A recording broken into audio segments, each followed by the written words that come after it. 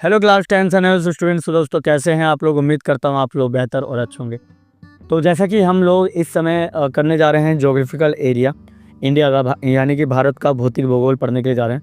और भारत के भौतिक भूगोल एक इम्पोर्टेंट चैप्टर में से है। तो मैंने कल से एक सीरीज़ शुरू की थी, मैंने जहाँ बताया था कि आपको सिर्फ और सिर्फ इम्पोर्टेंट चैप्टर्स ही कराऊंगा, इसके अलावा कुछ नहीं कराऊंगा। क्योंकि इम्पोर्टेंट चैप्टर करने का फ़ायदा ये रहेगा क्योंकि 1 मार्च से लेकर 31 मार्च के बीच में आपके पास पढ़ने का समय हो और 1 अप्रैल के बाद कभी भी आपके एग्ज़ाम की डेट शीट आ सकती है। और इससे क्या होगा, इससे आपका ये रहेगा कि मैं मेन टॉपिक्स पढ़ के जाऊँगा, तो मेन टॉपिक से ही पेपर आने के चांसेस रहेंगे। इधर उधर का पढ़ेंगे तो समय भी ख़राब होगा और चीज़ें भी पूरी तरह से क्लियर नहीं हो पाएगी। तो चलिए स्टार्ट करते हैं बिना किसी देरी की। तो आज का टॉपिक है हमारा भारत का भौतिक भूगोल, यानी कि हम पढ़ेंगे कि भारत के अंदर क्या क्या चीज़ें होती हैं और किस तरीके से विस्तृत तरीके से कैसे उसे क्लासीफाई किया हुआ है। तो पहला है भारत का भौतिक भूगोल। जब हम भारत के भौतिक भूगोल के बारे में बात करते हैं तो हमें पता होना चाहिए कि प्राचीन काल से यानी बहुत पहले से ही ये अलग अलग डाइवर्स कंट्री में रही है, यानी कि विविधताओं में रही है। ठीक है। और इस विस्तृत देश में पर्वत श्रेणियाँ भी हैं, यानी कि माउंटेन रेंज भी है, मैदान भी है। ठीक है। इसके अलावा मरुस्थल है, नदियाँ हैं, समुद्र तट है। और इसी भौगोलिक विविधता के कारण ही भारत जो है एक अलग देशों में गिना जाता है। जलवायु और जीवन शैली भी यहाँ पे अलग अलग है, हर जगह का जीवन शैली अलग है, हर जगह की जलवायु अलग है। चलिए अब बात करते हैं भारत के आकार और स्थान के बारे में। तो भारत जो है ना वो पूर्वी गोलार्ध में पड़ता है और एशिया में इसे स्थित है और पूर्वी गोलार्ध में ही पड़ता है। यह एशिया महाद्वीप का सबसे बड़ा देश है। ठीक है। आकार और सीमा, भारत का कुल क्षेत्रफल लगभग 32.87 लाख वर्ग किलोमीटर है। ये भारत का कुल क्षेत्रफल का, और ये उत्तर से दक्षिण और पूरब से पश्चिम में लगभग 3214 किलोमीटर और 2933 किलोमीटर तक फैला हुआ है। ठीक है। यानी भारत का कुल क्षेत्रफल जो है ना वो, ठीक है, इसका जो लगभग है ना ये 32 लाख वर्ग किलोमीटर में पड़ता है। और ये उत्तर से दक्षिण की ओर और पूरब से पश्चिम की ओर इसकी जो लंबाई है वो 2933 किलोमीटर पड़ती है। जब हम नक्शा और स्वरूप के बारे में बात करते हैं तो भारत का आकार एक त्रिकोणीय प्रायद्वीप के समान है। ठीक है। याद रखना कि नक्शे के बारे में बात करते हैं तो भारत जो है ना वो देखो एक ये है। तो मैंने कहा भारत जो है वो त्रिकोणीय है, ऐसे करके नीचे से प्रायद्वीपीय बनता है। ठीक है। और ये त्रिकोणीय प्रायद्वीप के समान है, इसे हम बोलते हैं पेनिनसुलर। ठीक है। पेनिनसुलर का मतलब ये होता है ये तीन तरफ से जो समुद्र से घिरा हो उसे पेनिनसुलर कहते हैं। ठीक है। इसके उत्तर में हिमालय पर्वत है, यानी कि अगर आप नॉर्थ के बारे में बात करें तो यहाँ पे आपको हिमालय पर्वत देखने को मिलेगा। ठीक है। इसके बाद हमें देखने को मिलेगा दक्षिण में बंगाल की खाड़ी है, यानी कि साउथ की तरफ अगर आप चले जाएं यहाँ पे तो यहाँ बंगाल की खाड़ी देखने को मिलेगी आपको। ठीक है। और अरब सागर से घिरा हुआ है। ठीक है। यानी कि ये चारों तरफ मतलब इस तरफ से ना इधर का हिस्सा कटा हुआ है, इधर की ओर से अरब सागर है, नीचे की तरफ से हिंद महासागर और इधर बे ऑफ बंगाल है। ठीक है। बंगाल की खाड़ी है। चलिए बात करते हैं अगला टॉपिक क्या है हमारे सामने, भारत की सीमाएं। देखिए भारत की कुल लगभग सीमा जो है ना 15,200 किलोमीटर है। ठीक है। और उत्तर में चीन, नेपाल और भूटान से सीमा लगी हुई है। अगर आप भारत का नक्शा देखेंगे तो ये जो इधर के साइड है ना भारत का ये साइड, इस साइड में ऊपर की ओर आपको चीन, नेपाल और भूटान तीनों दिखेगा। फिर पूर्व में म्यांमार और बांग्लादेश से, यानी कि इधर साउथ इधर की तरफ में आपको म्यांमार और बांग्लादेश मिलेगा। ठीक है। यानी तो अगर आप ऐसे नॉर्थ ईस्ट देखो ऐसे पढ़ते हैं, ऐसे यहाँ पे नॉर्थ बना दिया, यहाँ ईस्ट बना दिया, यहाँ पे वेस्ट बना दिया। ठीक है। और यहाँ साउथ बना दिया। तो ये बोला भारत के उत्तर में, यानी इस तरफ जो है ना इस तरफ आपको चीन मिल जाएगा, नेपाल मिल जाएगा और भूटान मिल जाएगा। ठीक है। फिर आपसे बोलेगा पूर्व में बंगाल की तरफ है, तो ये पूर्व है, इधर बंगाल और म्यांमार दोनों मिल जाएंगे। ठीक है। फिर आपको बोलता है कि दक्षिण में भारत का समुद्री तट 7,517 किलोमीटर है, यानी कि ये जो नीचे का ऐसे है ना ऐसे भारत जो है ये 7,517 किलोमीटर लंबा है। ठीक है। और पाकिस्तान से लगने वाली प्रमुख सीमा ये, इसको रेड कॉरिडोर भी कहा जाता है। क्या कहा जाता है? रेड कॉरिडोर कहा जाता है। तो अगर भारत की सीमाओं के बारे में पूछा जाएगा तो आप ऐसा करके एक्सप्लेन कर देना। ठीक है। चलिए अगला देखते टॉपिक क्या है। The next topic is Bharat की भूमिका। भारत की अगर मैं भूमिका के बारे में बोलता हूँ दुनिया में, तो दुनिया में बहुत विशेष है, दुनिया में बहुत विशेष भारत की भूमिका है। उसके पीछे का कारण यह है कि पहले तो यहाँ का भौगोलिक महत्व बहुत अच्छा है, यानी भारत का महत्वपूर्ण भौगोलिक स्थान है जो कि एशिया महाद्वीप और मध्य में स्थित है। ये दक्षिण एशिया का प्रमुख देश है और एक महत्वपूर्ण सांस्कृतिक आर्थिक केंद्र है। ठीक है। यानी कि कुल मिला के यह है, भारत का महत्वपूर्ण भौगोलिक स्थान यह है कि एशिया महाद्वीप के मध्य से स्थित है। यानी कि अगर आप एशिया में देखें, ठीक है, तो एशिया के मध्य में क्या है, एशिया के मध्य में हमें क्या देखने को मिलेगा, भारत देखने को मिलेगा। ठीक है, एशिया के मध्य में। और दक्षिण एशिया का जो प्रमुख देश है ना, वो भारत ही कहलाता है, क्योंकि भारत से बड़ा देश दक्षिण एशिया में तो कोई है नहीं। ठीक है, और ऊपर चाइना खुद को मानता नहीं है एशिया का हिस्सा, तो हम ही सबसे बड़े हैं यहाँ पे। एक महत्वपूर्ण सांस्कृतिक और आर्थिक केंद्र है हमारे यहाँ। सबसे बड़ा बाजार भी हमारे यहाँ इंडिया में, इंडिया का जो बाजार है पूरे वर्ल्ड में सबसे बड़ा बाजार है। ठीक है, समझ में आ गया, सांस्कृतिक और आर्थिक केंद्र है। अगला आता है, ये तो भौगोलिक महत्व बता दिया। अगला है रणनीतिक महत्व, रणनीतिक या राजनीतिक महत्व। भारत की स्थिति विश्व राजनीति में महत्वपूर्ण भूमिका निभाती है। यह दक्षिण और पूर्वी एशियाई की प्रमुख शक्ति है। ठीक है, यानी कि भारत जो है ना, विश्व स्थिति की अगर मैं बात करूं तो विश्व राजनीति में भारत की जो भूमिका है ना, वो बहुत महत्वपूर्ण है। उसके पीछे का कारण यह है कि यह दक्षिण और पूर्वी एशिया दोनों की प्रमुख शक्ति मानी जाती है, और अपने पड़ोसी देशों के साथ इसके संबंध भी अच्छे हैं। ठीक है, कई बार मतलब कुछ अगर पाकिस्तान के साथ छोड़ दे तो बाकी सबके साथ संबंध हमारे लगभग अच्छे ही हैं। ठीक है, और कई बार ऐसा भी होता है कि अगर दो कंट्री लड़ी होती है तो उसमें उसके बीच में इंडिया जो है वो एक मध्यस्थता का भी रोल निभाता है। ठीक है, उसके बाद हम आर्थिक महत्व के बारे में बात करते हैं। तो मैंने कहा कि दुनिया में भारत जो है, भारत का विश्व व्यापार में महत्वपूर्ण भूमिका निभाता है। ये विभिन्न वस्तुओं और सेवाओं का निर्यात करता है और प्रमुख आर्थिक शक्ति के रूप में उभरा है। ठीक है, ये हम सब जानते हैं, विभिन्न वस्तुओं और सेवाओं का निर्यात होता है। आज विभिन्न जो भी अगर हमारे देश में अगर देखा जाए, जो भी वस्तुएं और सेवाएं बन रही है ना, वो लेता भी है दूसरी दुनिया से, और हमारे देश के द्वारा जाता भी है अलग अलग कंट्री में। ठीक है, और ये प्रमुख आर्थिक शक्ति के रूप में उभरा भी है। ठीक, चलिए अगला देखते हैं।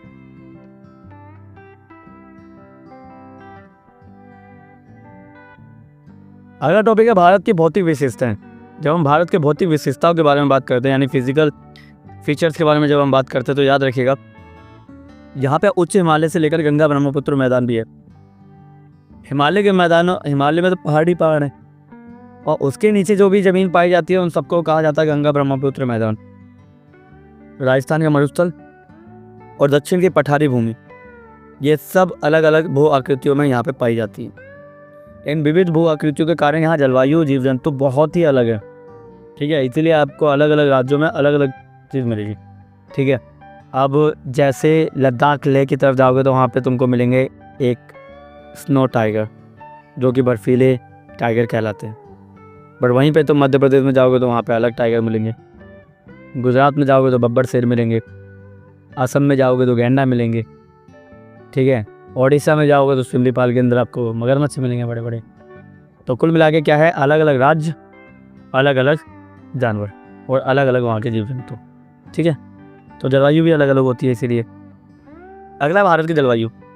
तो भारत में विविध जलवायु स्थिति पाई जाती है। देश के कई क्षेत्रों में उष्ण कटिबंधीय मानसून जलवायु पाई जाती है।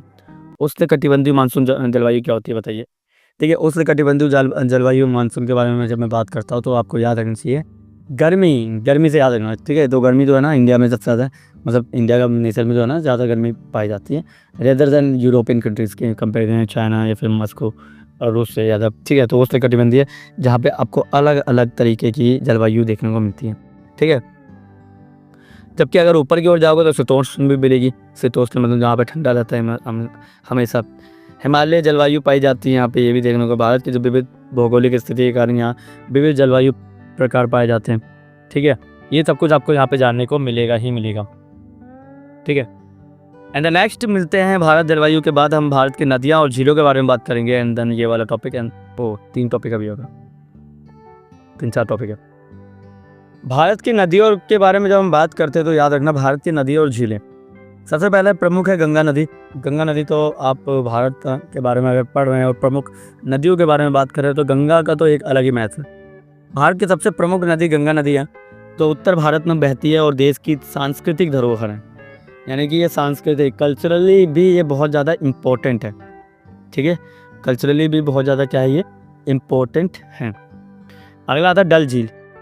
डल झील जो है वो श्रीनगर कश्मीर में स्थित है, प्रसिद्ध झील है जो अपने सुंदर पर्यावरण और झलमलाते जल से प्रसिद्ध है। ठीक है, डल झील समझ में आ गया।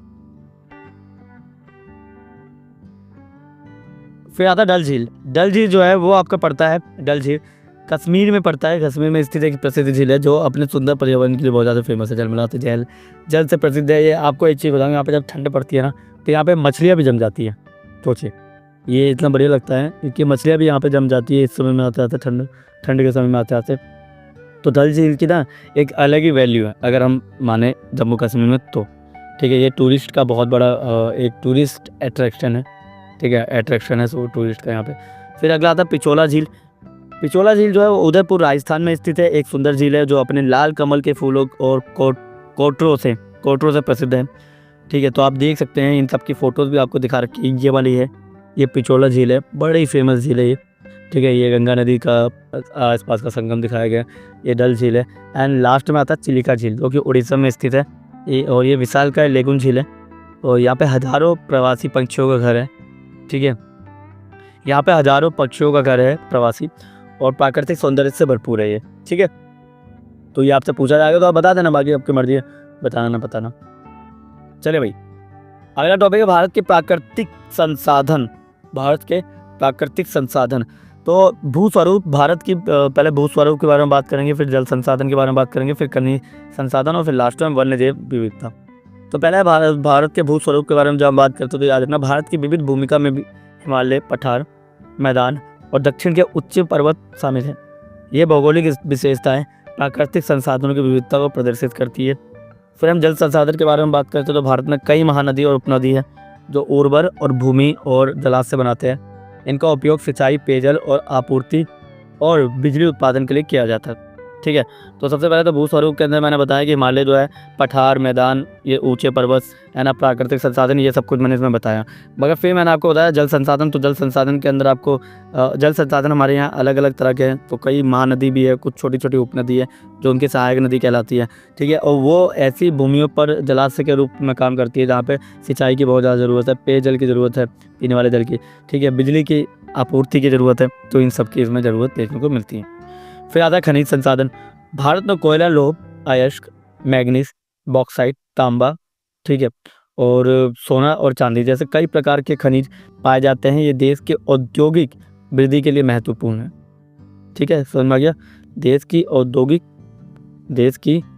औद्योगिक वृद्धि के लिए ही महत्वपूर्ण है। खनिज संसाधन के बारे में बात करूं जिसमें लोह, अयस्क है, कोयला है, मैग्नीज है, बॉक्साइट है, तांबा है, सोना चांदी, ये सब कुछ है। ठीक है, अगला आता है वन और जैव विविधता। भारत में विविध जंगल हैं, अलग अलग जंगल है, कई पारिस्थितिक तंत्र है, हज़ारों प्रजातियाँ मिलेगी, अलग अलग आवास प्रदान मिलेगा। जैव विविधता में यहाँ पे जैव विविधता को इन्होंने संरक्षित किया हुआ है इस तरीके से। And the second last point is Bharat की जनसंख्या। भारत की जनसंख्या लगभग 1.38 बिलियन है। ठीक है, और 2.7% की वृद्धि दर से ये बढ़ रही है। अब आप ये निकालिए भाई, मतलब आप 142 करोड़ है, 142 करोड़ की आप 2.5% की पॉपुलेशन भी निकाल लीजिए, तो इतना तो साल में, मतलब छोड़ो यार, तुम्हें क्या, कम से कम ये मान लो 4 करोड़ पॉपुलेशन, 5 करोड़ पॉपुलेशन हर साल इंडिया की बढ़ रही है। 4 से 5 करोड़ पॉपुलेशन इंडिया की हर साल बढ़ रही है, ये कोई छोटी बात नहीं है। और भारत दुनिया का नंबर 1 बन चुका है, जबकि उत्तर प्रदेश जैसे, अभी उत्तर प्रदेश, बिहार, राजस्थान जैसी जगह पे तो जनसंख्या इतनी अधिक है कि हम उसे कंट्रोल भी नहीं कर पा रहे। ठीक है, समझ में आ गया। चलिए, एंड अगला देखते हैं, last topic but not least, Bharat की आर्थिक गतिविधि। ठीक है, किस तरीके की भारत में किस तरह से अलग अलग तरह से गतिविधि देखने को मिलती है उसके बारे में जानिए। तो लिखा है भारत की आर्थिक गतिविधि। तो पहले तो यहाँ पे आर्थिक गतिविधि में कृषि आता है, दूसरा उद्योग आता है, तीसरा सेवा क्षेत्र आता है, चौथा प्राकृतिक संसाधन आता है। जब हम भारत की कृषि के बारे में बात करते हैं तो याद रखना, भारत एक कृषि प्रधान देश है। यानी भारत के अंदर जिस तरीके से कृषि की जाती है इतना बेहतर तरीके से, उतना कहीं हमें देखने को मिलता नहीं है। ठीक है, उसके बाद हम देखने को मिलता है कि यहाँ पे अलग अलग सब्जियाँ, अलग अलग फल, गेहूँ, चावल, दालें, अलग अलग तरीके के, इन तरह की हमें कृषि यहाँ पे इंडिया में देखने को मिलती है। और India is a agricultural country. ठीक है, कि भारत एक कृषि प्रधान देश है। दूसरा आता है उद्योग। भारत में कई प्रमुख उद्योग है, जैसे कि सॉफ्टवेयर उद्योग, स्वर्ण चांदी का काम, कपड़ा उत्पादन, भारी उद्योग, ये सारे बड़े बड़े उद्योग यहाँ पे देखने को मिलते हैं हमें। ठीक है, समझ में आ गया, ये सारे भी उद्योग हमें देखने को मिलते हैं। ठीक है, और ये बहुत फेमस है। ये अगर आप बिहार, नीचे झारखंड, छत्तीसगढ़ की तरफ जाओगे तो यहाँ पे आपको खनिज वगैरह भी देखने को मिलेगा। फिर आता है अगला सेवा क्षेत्र।